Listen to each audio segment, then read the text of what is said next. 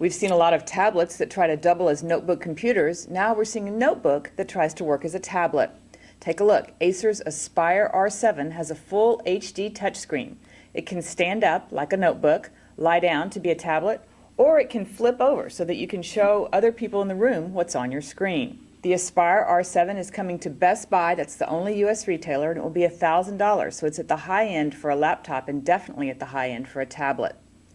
In other news, CTIA, the Wireless Association, says service providers spent $30 billion on their networks last year. That's a 19% increase from the year before, and it's a quarter of worldwide CapEx on wireless networks. Works out to about $94 per wireless subscriber.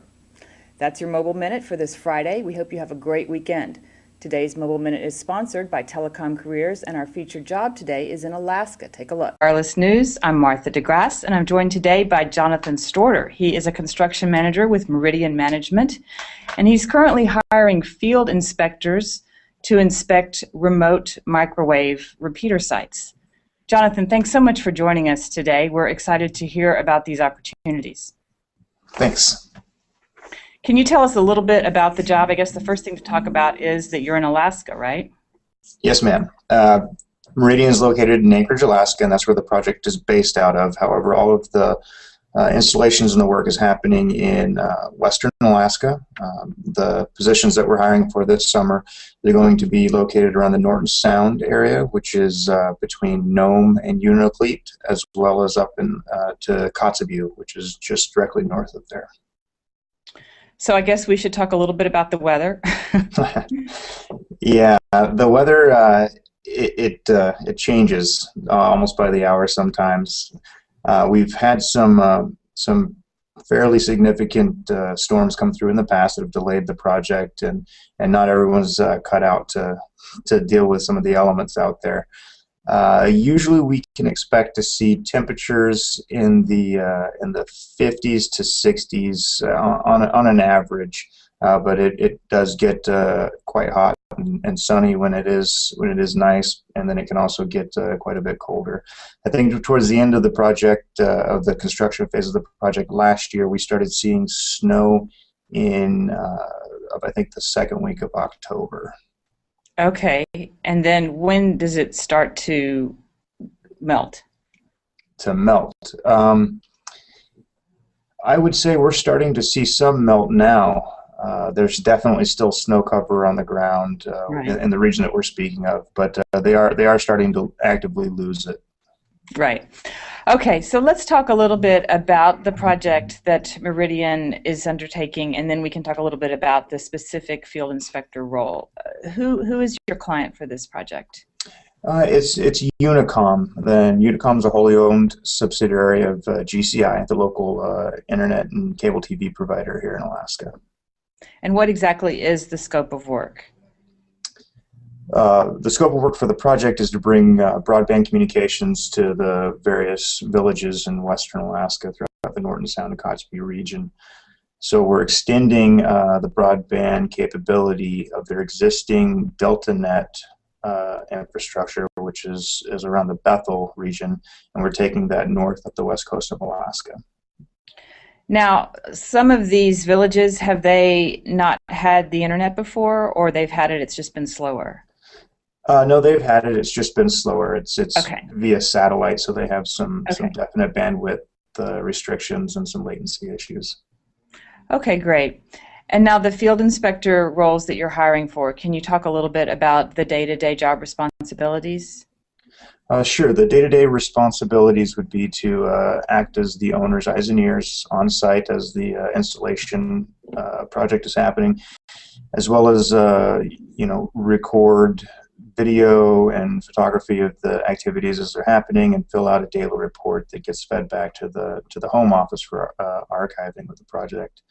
Also to address any questions or concerns that come up from the contractor's team and elevate those back to the home office for answers or guidance if they don't have the answers within the specs and drawings or with themselves. So what's an ideal background for this position, do you think? An ideal background for this position would be someone in a project management or construction management role with an installation contractor or someone who has performed a QA/QC role for an owner before on a microwave project. And they're familiar with some of the various foundation systems that are required for a tower.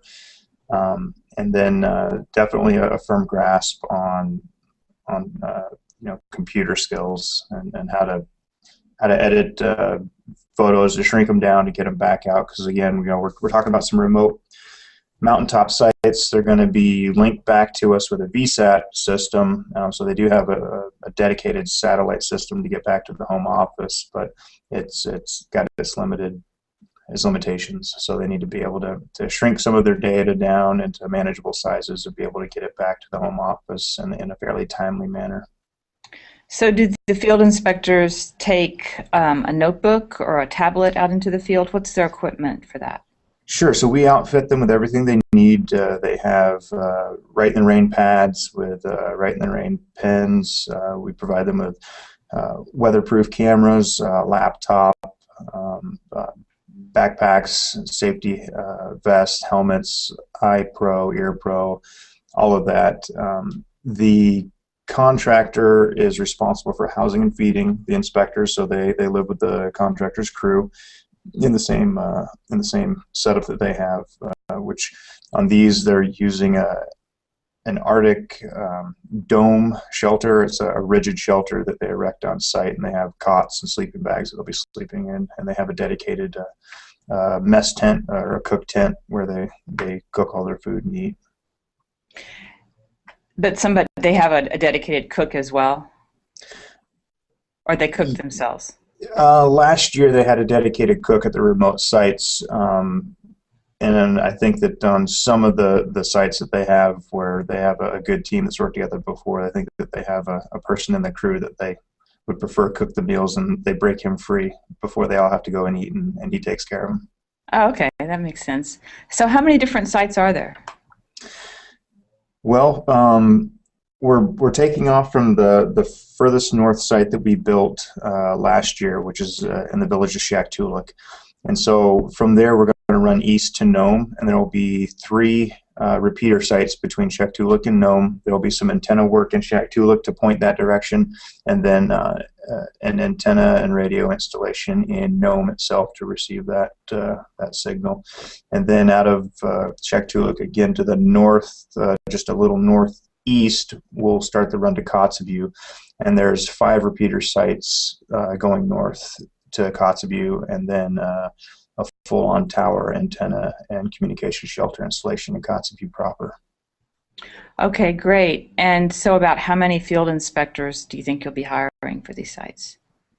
We're going to hire 4 field inspectors this year. Yep. The larger of the 2 runs, the one that's running up to Kotzebue, the way they're going to have to approach that, given the great distances in between the sites and the distance away from water, they're going to have to tackle that in segments. They're not going to have a bunch of concurrent activities going on. So there's going to be 2 inspectors servicing that run, as well as 2 inspectors on the run from Shaktoolik to Nome.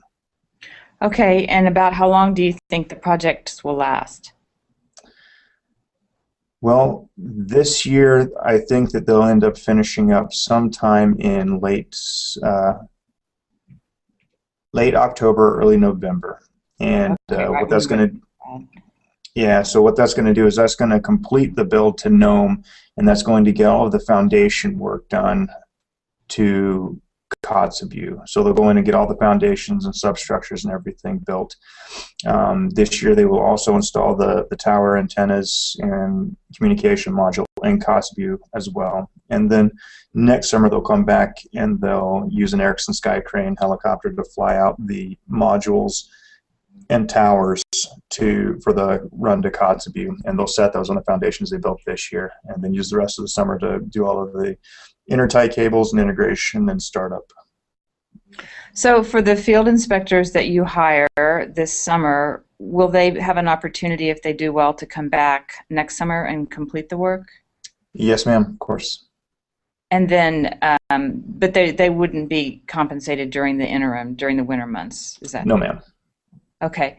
Now, do some of the field inspectors stay on with Meridian and get full-time jobs, or is that not usually the path? Sometimes it just depends on the opportunity. You know, Meridian, we've been around since 1998, and we've historically had about